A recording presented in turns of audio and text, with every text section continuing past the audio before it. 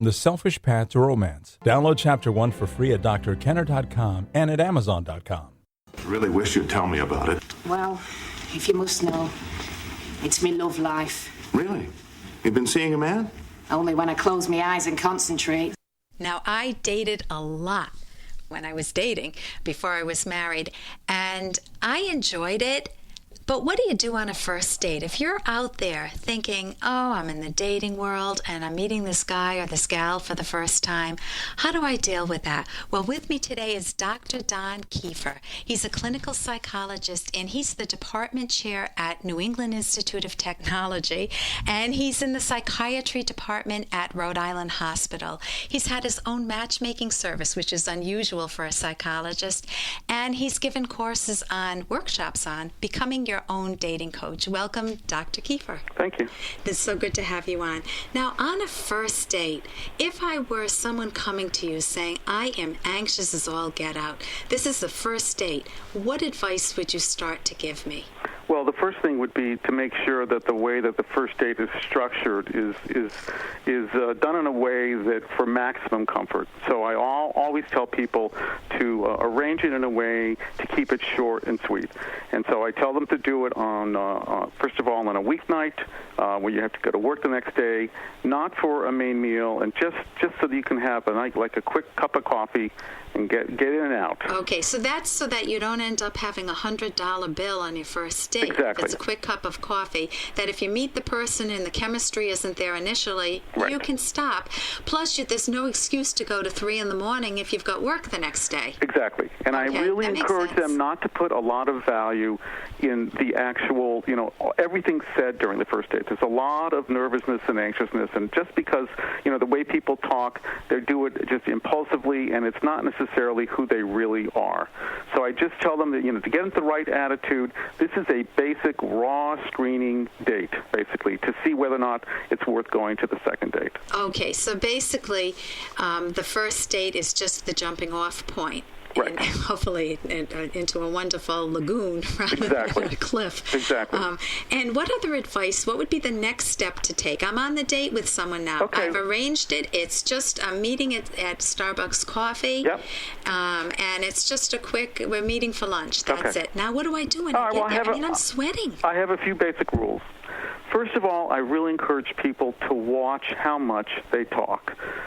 People often make how mistakes. How much I talk or how much the other person talks? Well, both. Okay. But in terms of, if you're the one that I'm giving the advice to, I encourage you to be very, very careful about not talking too much. Because people sometimes, out of nervousness, they just keep talking. And if they're uncomfortable with silence and maybe the other person is shy, they'll just keep talking and talking. And it's good for you to definitely, you want to show that you know how to talk, but you don't want to have a huge imbalance in conversation, because so often I have people tell me in my counseling sessions when they're reviewing a date, they say, I could not get a word in edgewise.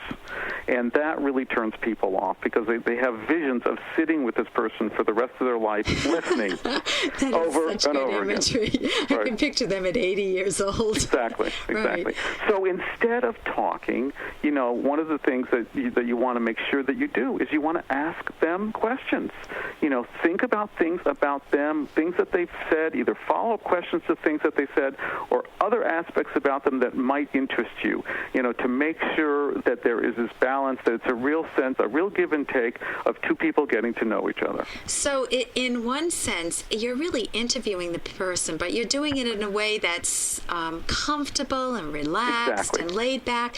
But if all you talked about was the weather, you would not know whether this person is a candidate as a soulmate, for right. a potential soulmate for you. Right. So one of the things is to watch what you called, in a workshop that I went to that you gave, the balance. How much are you talking? How much is the other person talking? Right. Make sure not to talk too much. Exactly. And also, make sure to draw them out. If they say, oh, this has been a rough day, what would right. you say to something like that? Right. I said, well, what's happened to you today? You know, you sound like you really had a rough time. Oh, work was really rough. Yeah. What kind of work do you do? I'm a psychologist. No wonder. My work, and no wonder. No wonder. So now one of the things, though, you know, it's not only quantity of conversation. The next rule of thumb is the quality of the conversation. Okay. So you need to be careful about not. Hey, I got to interrupt this because we've got to pay some bills. 30 seconds. That's it. A very quick ad, and then Ellen will be back. Romance. Ugh, I wish guys knew more about what we want from a relationship. Boy, I wish I knew more about what I want. Where's that ad I saw? Here it is. The Selfish Path to Romance. A serious romance guidebook. Download Chapter 1 for free at selfishromance.com and buy it at amazon.com. The Selfish Path to Romance. That is interesting. The next rule of thumb is the quality of the conversation. Okay. So you need to be careful about not spilling out your guts. Self-disclosure is important because you want the person to know that you're willing to give of yourself, right, but you don't want to overdo it. And this is something that is a very, very high-risk thing for people on dates. They often end up pouring their hearts out because maybe it's the first time they've had a chance to talk to an adult in 3 weeks or something. And the other person often feels overwhelmed, burdened by, because it's usually someone talking or complaining or whining or obsessing about a past boyfriend or an ex-wife or an ex-husband. It's just not really good to do on a date. It's a turnoff. Tell me why that's a turnoff. Because people are looking to moving on in their lives. They don't want to have visions of having you replay your whole past relationship.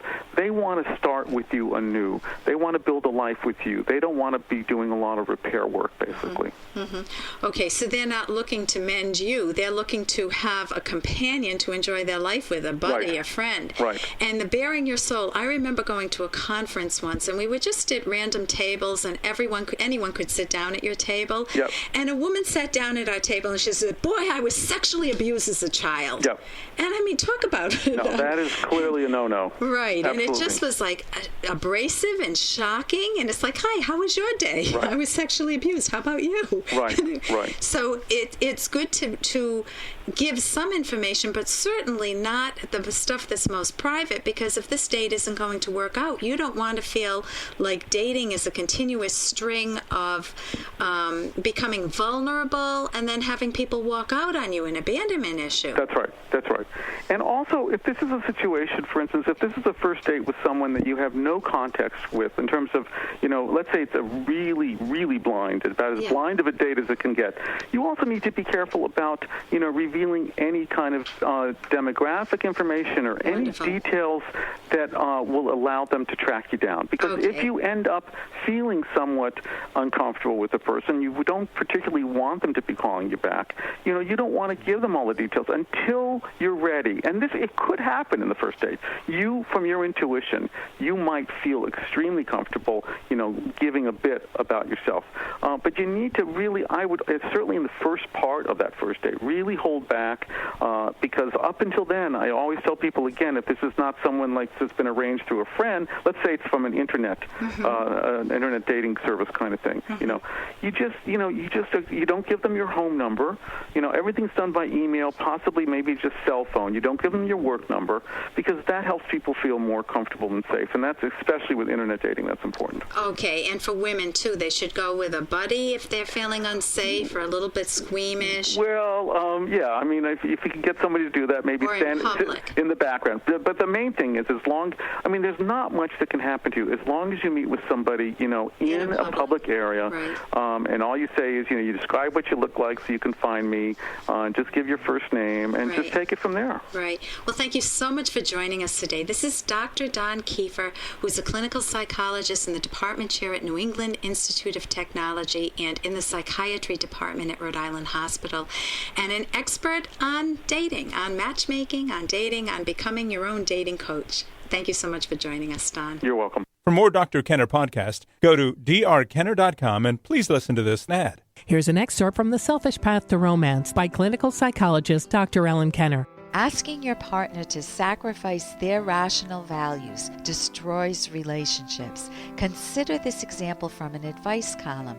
A recently remarried man stated that he wanted to take a trip with his 12-year-old daughter from his first marriage in order to bond with her before she became a teenager enmeshed in school and peer relationships. His wife adamantly opposed the idea, even though she didn't object to his taking an equally long vacation with his fishing buddies. Her objection to his vacationing with his daughter was based on jealousy and insecurity, which she allowed to undermine an important value of her husband's. If she truly loved him, she would not only permit but also encourage him to take the trip because it was important to him. This would have strengthened their relationship. You can download Chapter 1 for free by going to drkenner.com, and you can buy the book at amazon.com.